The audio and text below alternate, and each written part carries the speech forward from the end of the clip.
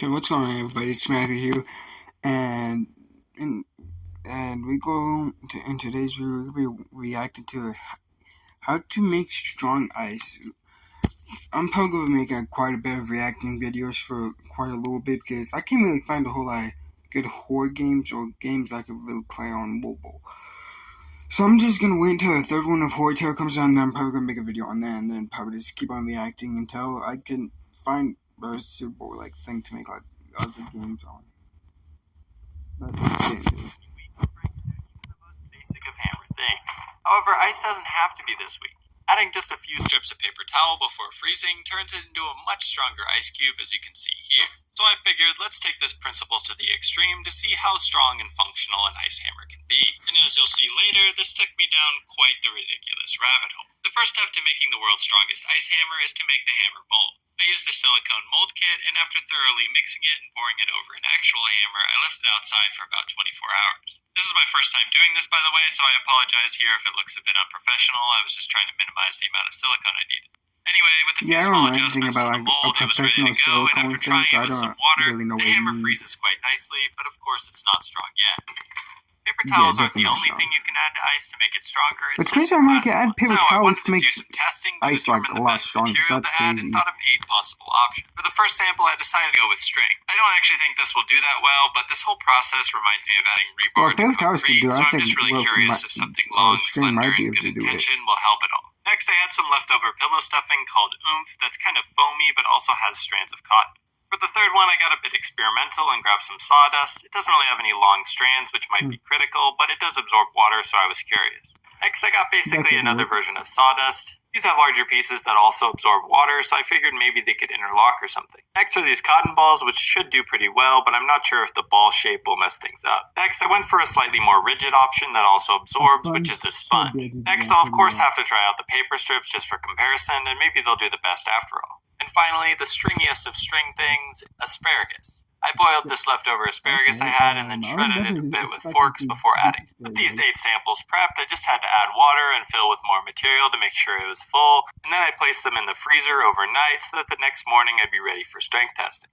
In engineering, accurate and consistent testing is absolutely critical, which is why the first and most common test of a material's strength is the Robert J. Gronkowski test.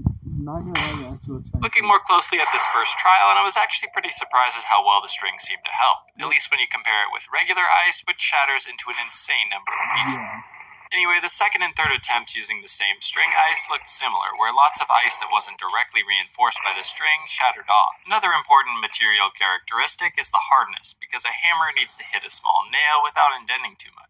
This can be measured with complex equipment, but I'll just use the back of this hammer and give it some wax to see how it responds. Sure enough, lots more splintering, so overall I don't think the string will be enough to make a great ice hammer. Next up, the pillow stuffing, which I had high hopes for.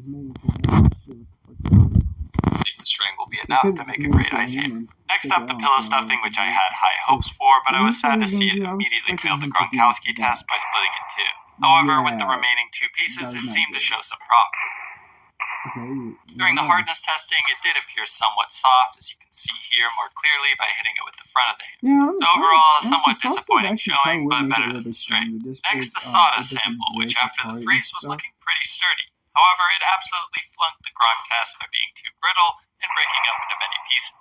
Even the smaller pieces left behind broke on the following attempts. Since it's quite brittle, I figured it'd probably do well on the hardness test, but this isn't a great test, and it just fractures too easily to really know. With the front of the hammer, it's smushed and shattered, so this is no good and even worse than the string. Next up, the oats, which once again look pretty sweet frozen, if I do say so myself, but definitely struggled in testing, although it did split more cleanly and into fewer pieces than the sawdust. It also performed a bit better than the sawdust from the back of the hammer, taking a hit with only minor shattering before breaking up on the second one. With the front of the hammer, it seemed to absorb the hits pretty well, so I'd say this was the best for hardness thus far, although it still wasn't particularly great. Next up was the cotton balls, which I thought seemed promising, but I was concerned about the spacing between the cotton balls where they don't overlap. I imagine those parts are the most weak and likely to break. To my surprise, though, the cotton balls dominated on the first Gronk test. Sadly, it did break on the second attempt, but the remaining pieces did look quite solid for the next several attempts. I was also pleasantly surprised to see the cotton balls handle the back of the hammer quite well.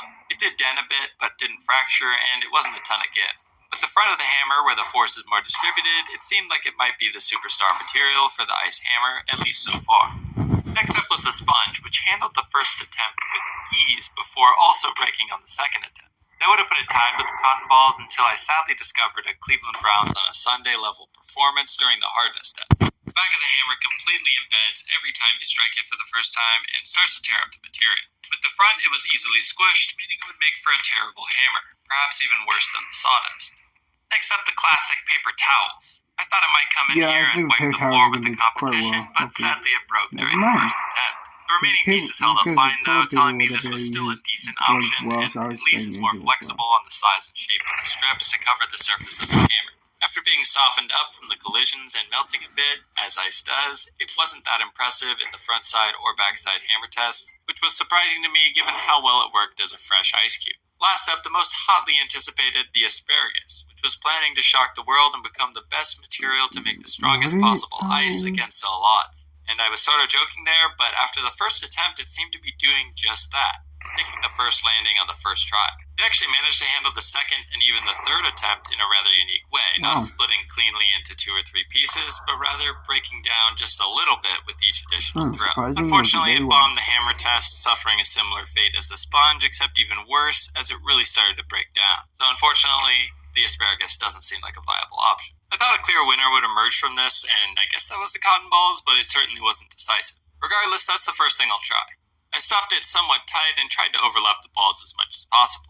Next, I placed it in the freezer till the next day. Once frozen, the hammer looked really good. It lost one of the claws, but that's okay. I started off with relatively light hits on a small nail and was going to increase the strength with each hit. It was looking pretty promising with some nail movement, but it did start to splinter, especially when I had an inaccurate hit on the nail. I almost completed the task, but then disaster struck and the hammer broke at the shaft. I wasn't going to be defeated with such a small amount of the nail left, so I choked up on the hammer and kept pounding, but I didn't have the leverage I used to, and the hammer started to break down even more at the tip, meaning the nail made no progress. In my frustration, I tried some dumb things that I'm not particularly proud of, and unfortunately, I still never got the nail in.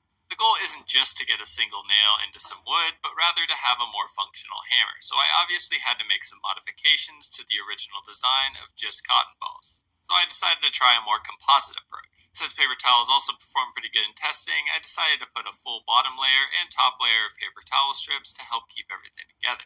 I stuffed the middle with cotton balls again, and I thought it'd be a good idea to lay some string down at the shaft since it was the shaft breaking that was the biggest problem. With those modifications, it was time to freeze it and try it again the next day. I woke the next day to another solid-looking hammer, so my hopes were high, but that hope quickly faded after a few whacks showed an amateur carpenter's worst nightmare. The nail was starting to bend. I should have stopped right there and tried again before the damage was too great, but I foolishly tried to power through, which we all know basically never works. Unless nothing. The hammer finally broke. Okay, that's pretty funny. The way he's like, oh, that's nothing. On the bright side, though, the hammer didn't snap for quite some time and definitely withstood some higher force, meaning the string and paper towel modifications definitely helped. I was getting a bit concerned about the front of the hammer's durability, which started to wear down, so I wanted to make one special modification. I stuck with a similar lining of paper towel strips on the bottom, and since the string worked so well, I added an additional string layer to the bottom. Then I stuffed the bulk with cotton balls. I remembered from testing that the oats seemed to look pretty good from a hardness perspective, so I stuffed some oats at the front head of the hammer to hopefully make it stronger. Then I added that second string layer before closing it up with paper towel strips again. The next day, the hammer once again looked like a beast and was pretty cool. Yeah, actually looks a lot It was better. looking pretty good at the start, but the oats didn't really seem to help that much and started to splinter off. However, the nail was going down until a poor hit once again bent it, and I just pounded the bent nail into the wood sideways. The head was looking pretty damaged, but I decided it was still intact enough to try a smaller nail, so I quickly placed another in. I don't remember why I flipped the wood piece, but anyway, this time it did technically work. However, a hammer that gets completely torn up after a single use is not what I want. I made one more hammer the same way and had similar issues, including, of course, skill issues, which was getting quite frustrating. It didn't help that I was hammering it from far away from my body since the tripod was blocking me, but that's a pretty lame attempt at an excuse. I was almost tempted to simply end the video here with some dumb cop-out joke about how it works well with styrofoam if you don't mind the dripping, but I couldn't stomach quitting so easily on such a revolutionary technology. Luckily, in my nightmare that night, the same clip of me missing the nail played over and over in my head, which made me realize I needed to make it easier to hit the nail on the head, and that's why I decided to double down and go bigger. However, I don't own a larger hammer than this, so instead, it was mallet time. Okay. I wanted to get a bit more professional this time, so I got silicone mold making blocks that can be clipped together. I bought 71 ounces or 1.84 liters of silicone, so any rational person would say mixing that in a cut-off 2-liter soda bottle is questionable. But I didn't convert it beforehand, so I just decided to be surprised when it didn't all fit. That was done with me, and I had to mix the rest in other cups, and this whole process was pretty annoying. After pouring the solution, I ran into the second problem that absolutely no one could have anticipated, which was that wood floats. So the hammer is floating up towards the surface and would make for a terrible ice ball. I had to act fast, so I grabbed a real hammer and hit a few nails into the scrap wood so that when I laid it on top, the nails would push down the shaft, solving the issue. Another added benefit to not measuring or thinking about anything, despite claiming to be doing this more professionally, is that when the mold is done, it can have holes on both sides because I didn't buy enough silicone. It's also still partly wet since I didn't mix it well enough. Anyway, enough about my failures. I just wrapped some aluminum foil on the bottom to prevent leaking and froze it overnight with just some tap water to test a plain ice mallet. The added girth and tonnage of this mallet really helped even without reinforcement, and it was definitely easier to get a solid hit on the head. So even though the plain ice ended up breaking, I was back to feeling hopeful about a reinforced version of this. Once again, I decided to make the first attempt just using cotton swab. The mallet came out beautifully and was so close. Just got caught towards the end and then broke on the final hit. I was so close now I could almost taste it and switched back to the paper towel strip exterior with the string reinforced shaft and cotton balls everywhere else. With those changes, I was hopeful this was the final design and I could move on from this simple task and start seeing how well this ice hammer can perform in the field. I was proud to report the nail went cleanly in and the hammer barely lost any mass.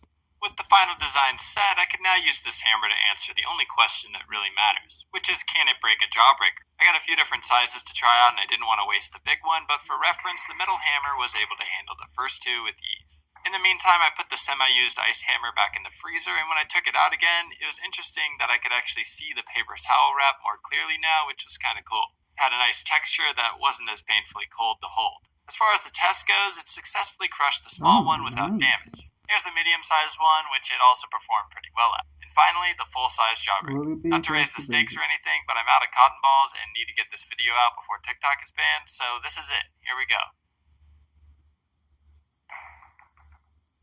I think we can. I really think we can. One more hit. Come on, it breaks right now. I was surprised to see the jawbreaker bounce a few times from hits, and I kept hitting it a little bit harder each time until something happened that sort of reminded me of the infamous Gordon Hayward play.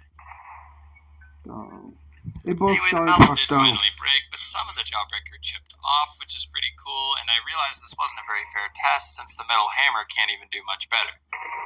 My friend told me they thought I didn't give the paper towels a fair enough shot, so I made one more attempt just using string and some paper towels, and when it came out, it looked horrible. My poor mold was suffering from leakage, so some water was lost. Regardless, I put it through a gauntlet of different sized nails, and here are the results. If you have any suggestions for things I should have tried, I'm always down and I could make a follow-up. Getting quality sponsors for videos is honestly pretty tough, and my last sponsor was, I believe, last May, so I decided to make a Buy Me a Coffee page. If you've enjoyed my content so far, consider supporting me by buying me a coffee. I drank a lot of coffee during the writing, filming, and editing of this video, so I thought it was fitting, and I like how this platform has one-time donations rather than a subscription, which adds a lot of pressure to get videos out frequently. Also, well, that's the end of the video, guys. I really hope you guys enjoyed it because that video was very interesting. The way you can make ice like that was awesome. But if you guys want me to do more of this, I will definitely do more. Probably make some more tomorrow. But as always, guys, I'll see you guys in the next one.